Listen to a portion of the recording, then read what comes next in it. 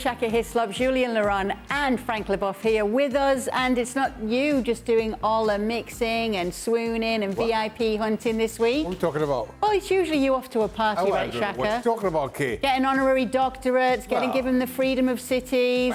Well, that aside, I don't know what you're talking about, Kate. That's aside. This week, it's Jules. Oh! Who's been in the VIP sections. Oh, he's just made for a red carpet, that boy. On the red carpet, getting invited to premieres. The Prime Video, Amazon, Arsenal, all or nothing premiere. Can you give us any gossip, any inside info, Jules? That's why he has Arsenal in his top 3. He picked Arsenal for his third, that's why. Top 4 even. It was really good. It was great. It was great. Mikel Arteta was there, some of the players as well. And we had popcorn that was provided by Amazon Prime. And the documentary is good, you know. And I thought, I put an effort with the sneakers, the suit, the shirt, the white t-shirt, I thought I had to make an effort and look good. I didn't think that you would put it on the show, but, I'm glad that I dressed properly. Jules is easily pleased. Jules, we had popcorn. No, truffle and gold flakes on top of the popcorn. Definitely. Yep. All right. Did they know who you were when you walked up, Jules, or did you have to give them your accreditation? Yeah, I had a few fans over there. So, It is I, Julien Laurens. All right. Open the doors. Hey, speaking of all these special names and everything, when will ESPN change Shaka Hislop's introduction in the graphics to Dr. Shaka Hislop? I've been waiting on that for all my life. Have you demanded it yet, Shaka? Not yet. Not yet. You just watch this space. I refuse. I'm not using it. You're not going to use Doctor? No. What about when someone stays on the plane? Is there a doctor on the plane? I'll be like, no, not at all. You want me taking it? Yeah, no. Nope. Chances of you using your honorary doctorate title as often as Frank mentions it in the World Cup. If I get invited to that documentary at Arsenal, I'll use it. All right. That's the only time. I'll use that, and then if that fails, I'll say I know Julien Laurens. I mean, popcorn and all. To Shaka and Frank, was there any time just before the first game of the season that you knew you had a bad team and would struggle? Frank, I'll start with you.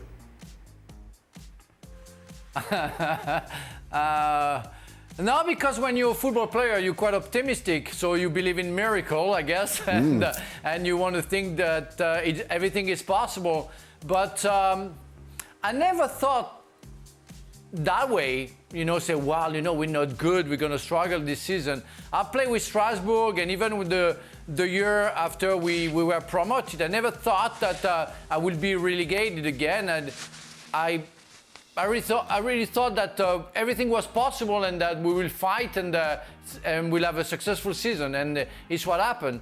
No, I never thought I played in a bad team. I had the chance. I was fortunate to play with some good players alongside me. Yeah, I agree. You never think that first game of the season. You never think.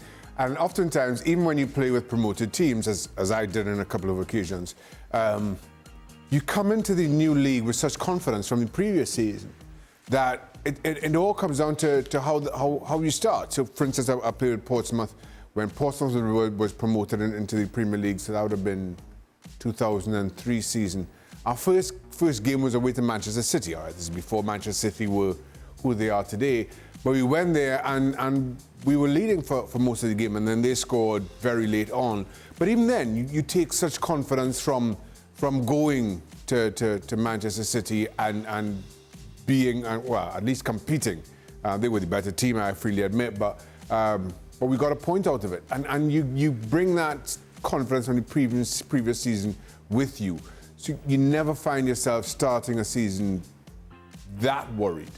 All right. It might be a hard season, it'll be a long old season, but you have a certain level of confidence. All right. For all, what's a popular food or dish that you hate? Jules? Not popcorn. Ooh. Not popcorn. that I hate. I will go for Brussels sprouts, I'm not keen. And then in England, you put, like the mint sauce and the all those weird sauce with your meat as well. I can't have that. What's wrong with a bit of horseradish? I love Brussels sprouts. I love Brussels sprouts. No, what not? Brussels sprouts I'm done not all surprised posh, you do. crispy Brussels sprouts with a... Yeah, no. I'm a little bit No, all disappointed. right, fair enough. I don't know if they're that popular, though, to be fair. Maybe more popular now. Frank? You know, I just came back from Antigua and Barbuda, and they love to mix, you know, sweet and salted products, and it was a real issue for me. So I had to change all the menu at the hotel. So because I can't put pineapple, you know, with some meat, whatever it is, I need to separate everything. So I hate sweet and salted, and the worst for me is when you add cilantro. I hate cilantro. That's genetic, I I want think. to throw up when I smell that. It's Excuse genetic me, whether that's you like coriander. it. It's cilantro. No, Yeah, whether you like it or just genetic, like it. whether you like it or it's not. genetics, yeah. Yeah, I hate it. Really, it's not I'm allergic to that, but I really hate it. I can throw up if you just put that in front of me. So I hate it. Leave me alone with that. I actually have something in common with Frank, that I don't like sweet and savoury together very much. I have grown to not dislike it. Let me Right. put it that way. What is a popular food or dish that you hate? You know what I don't like at all? Truffles. Really? I don't like truffles at all. As in, we're talking not chocolate truffles, we're talking like truffle, Yeah. like shavings. Truffles. Right. Talking like real truffles. Proper truffles, posh Proper truffles. Posh truffles. They're so good. No. Yes, they are. No, they're not. No. No. Not for you. I prefer to have pineapple on my pizza. Oh gosh, that's definitely saying something. Trust me, I don't like pineapple on my pizza. No. I am Okay. not a fan of truffles at all. Jules had it on his popcorn, I think. Yeah, well, Digestion problem? Jules is Jules. Isn't it? Let's Maybe talk it's a about Jules. digestion problem. Jules, Yeah. Jules, on your podcast, Gab said no one wants to hear about your vacation and jumped into the content. Understandable, but I thought that was rude and I'm interested in your summer holiday. So are we. Thank you. Well, by the way, Gab Gab was tells just everybody biased. about his holidays, by the was way. just- Gab tells everybody. Wears his shorts and his flip-flops on his show, tells everybody about his holidays, but cut a Jules short. Yeah, Jules, so tell us, this is your platform. Yeah, go on, Jules.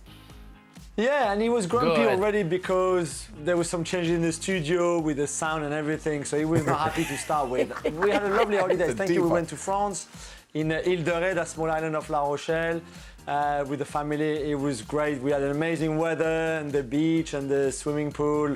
Great foods. I recommend some really, really lovely restaurant there, La Cible and Taxi Brousse. So if you're looking for a little bit of paradise, go to Ile de Ré. Oh, Okay, nice. We've got I'm on my way. nice healthy glow there as well, Jules. Another one for Jules. Jules. Who would be your dream guest on your podcast with Marcotti? One player, one coach, and one executive Ooh. or commentator? Jules, that's a good question. Me. He won the World Cup, you know. Frank won the World Cup. In case you didn't know. Just in case. I think it's hard to not pick someone like Pelé, for example, who I think would be, you know, if he's in good health and can have a few hours to talk about his life and his incredible career, then I think you take it. You take Zinedine Zidane.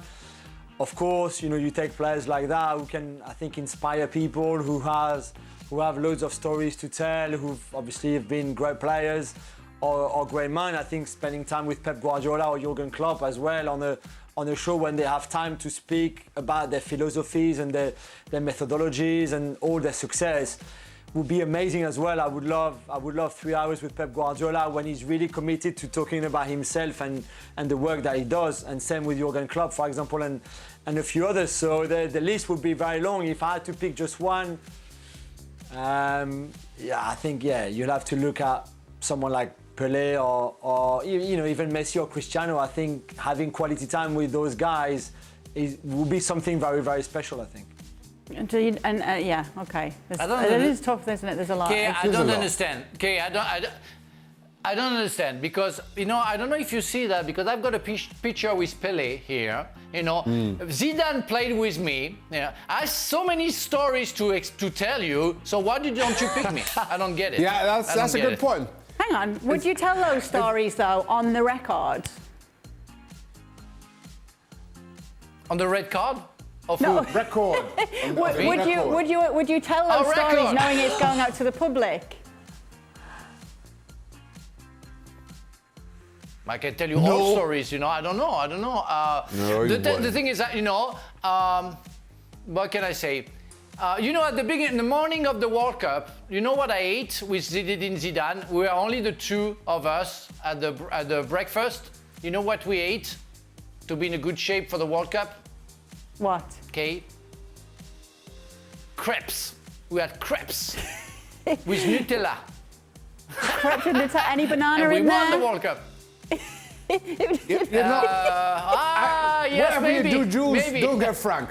Nobody wants to hear about Frank's crepes. I Do mean, not get Frank. that would have been the headline for your podcast, wouldn't it? Frank had a crepe. I had a crepe. All the press world, you just wait for this world. Frank had a crepe. And so did Zidane. Only two of them. Only two crepes. They had two crepes. And that's the reason they won the World God, Cup. that's the worst podcast in history. Jules, while you Of are course. here, Jules, while you are here, what's going on with Gab getting his legs out on the podcast? Gab, yeah. Can you tell us more about this? Yeah, no, but you know what? Actually, we were lucky this year because usually he puts his shorts on the first day of spring. Like, it's automatic in his head. First day of spring, whenever that is, March 20 something or something like that. He puts the shorts out, and then I see his legs all the time with his trainers, all of that. This year, somehow, I'm not even sure why. Maybe the weather was not great when it was the start of spring, but he delayed a lot putting the shorts. He has those trousers who are too short, by the way. He wore them longer than usual, so we were lucky this year. Do you ever borrow Okay, Gab's I want to know. clothes? Okay, I just want to Gab's know clothes are something borrowed. because on that picture, it's Frank? very strange because the knee and the thigh seems to be very big. But can you tell me where the calves are? Because it seems to me that he lost the calves. think it's the angle? Frank, how would you feel if he came to a restaurant dressed like this? No chance. I would be so appetite. disappointed I'm as feeling an without an Italian guy. appetite. That will be over. Oh my Goodness God! me. No crepes, no pizza with pineapple for him, and no coriander for sure. No, coriander. Okay. Start, bench, or sell. David Villa, Diego Forlán, Fernando Torres, all in their prime. Ooh. David Villa, Diego Forlán, Fernando Torres. Goodness me.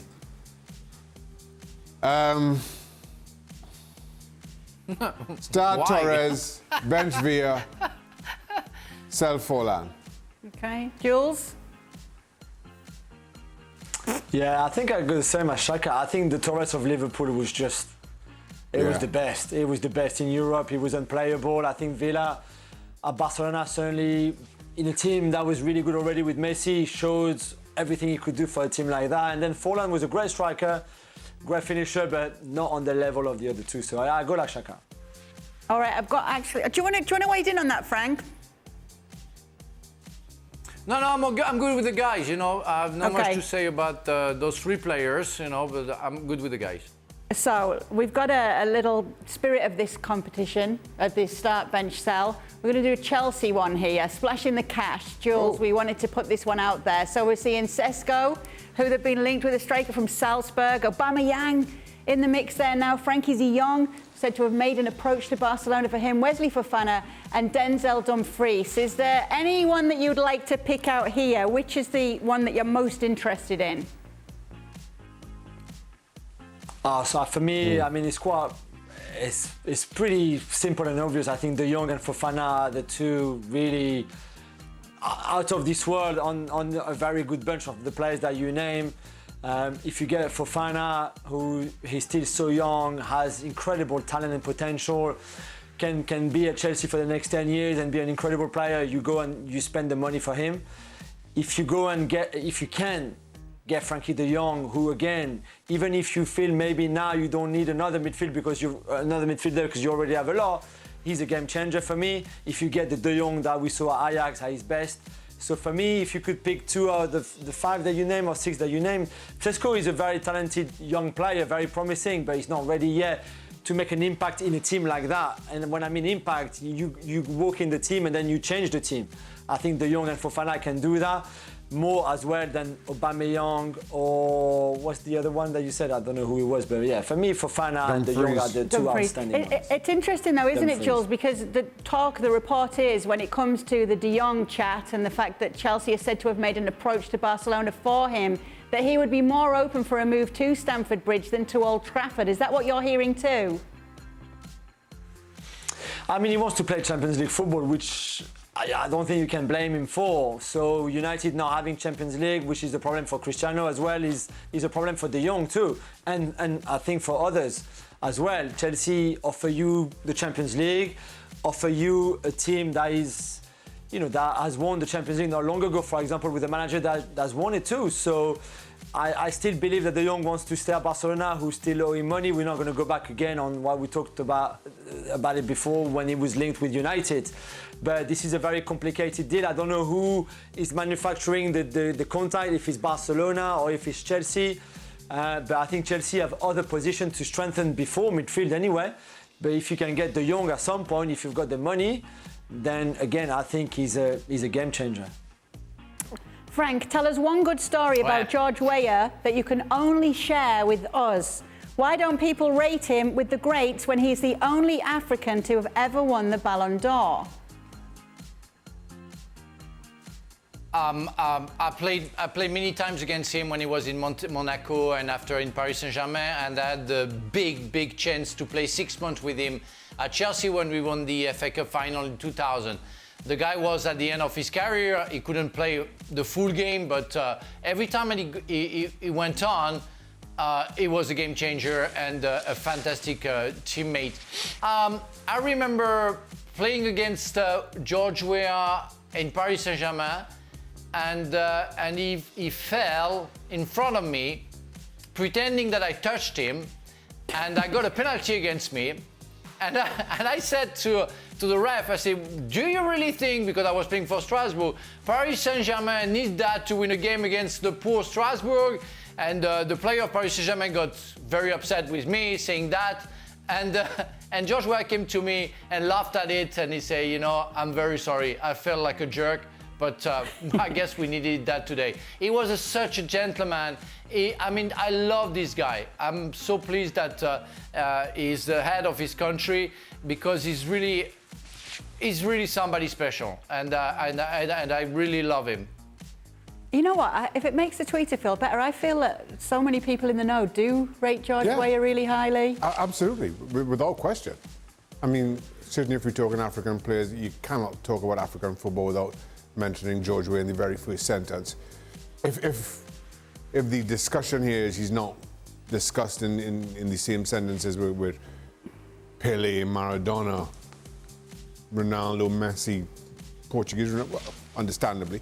I think they just have better records. But if we are talking about the greats, any longer a list of all-time greats of world football, George Weah absolutely is in discussion. Question for Jules. Do you think Koundé will have... Kay, I'm sorry, Kay. Frank. Kay, I'm sorry. Remember, everybody remember Maradona getting the ball and scoring against England, and then everybody remember Messi doing the same. Remember that George Weah, playing for AC Milan, took the ball in his own 16 yards box and took on every player to go to score at San Siro. The guy was able to do what everybody did. I don't know, because he was from Liberia, maybe people forgot about him, but we are talking about one of the greatest footballer ever. And it's sad in a way that he was born in Liberia, football-wise, because he couldn't have a chance to win a World Cup. But I would have paid a lot, because we are talking about transfer fees. I would have paid millions of pounds for George Weah, for sure. He wouldn't get upset about millions and millions and millions. 4 million. Would have paid 2.5. Earlier on in the show, just for context, earlier on in the show today, Frank got very upset about some of the hefty transfer fees for certain players. For 50 million. Yes. He was like, I can't believe it. And he mentioned Atafe a lot in that. All right, question for Jules. Do you think Koundé will have some pressure on him this season on a bigger stage at Barcelona? World Cup around the corner, and how do you think he will improve his game at Barca under Xavi? It's a good question. I think there's a lot of pressure on him, for sure. This is a very important season, but especially the start of it, to make the World Cup squad, which I think he will, but also to show to everyone that he's at that level, that he can play there.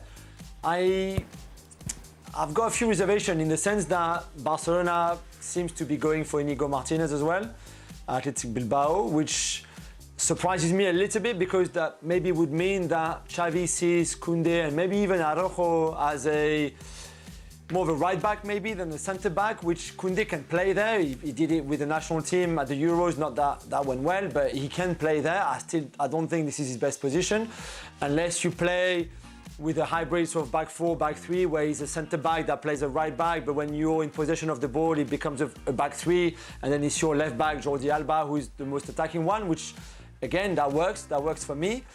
But it's big. He went there for Xavi, he said that himself, and I think he expects to improve a lot, to progress a lot with the coaching of Xavi, which again, I'm all for it, but now he will have to show us and to prove it. I think Bordeaux was good for him. He made the right step up with Sevilla, great, and he had some great years. Last season was a bit more difficult, and now again, this is the step up, and now we see if he's good enough for that level.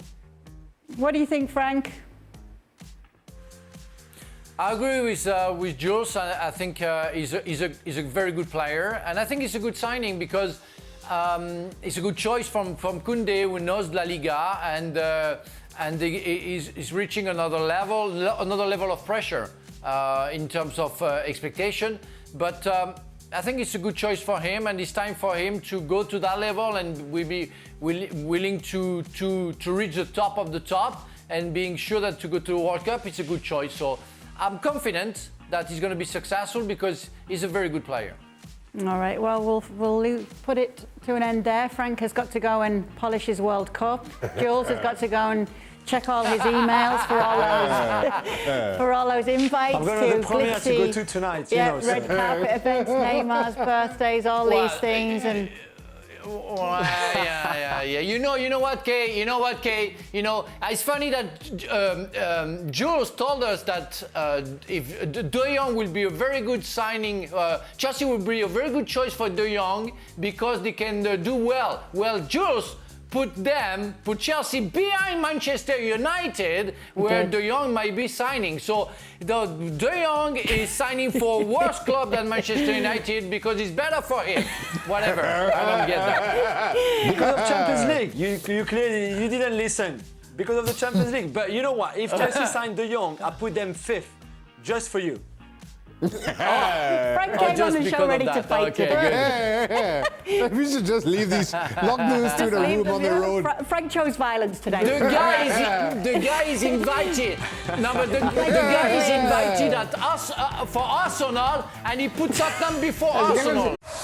Well, thank you very much for watching ESPN on YouTube. For more sports highlights and analysis, be sure to download the ESPN app. And for live streaming, premium content, and let's not forget as well, ESPN FC 7 days a week. Subscribe to ESPN Plus.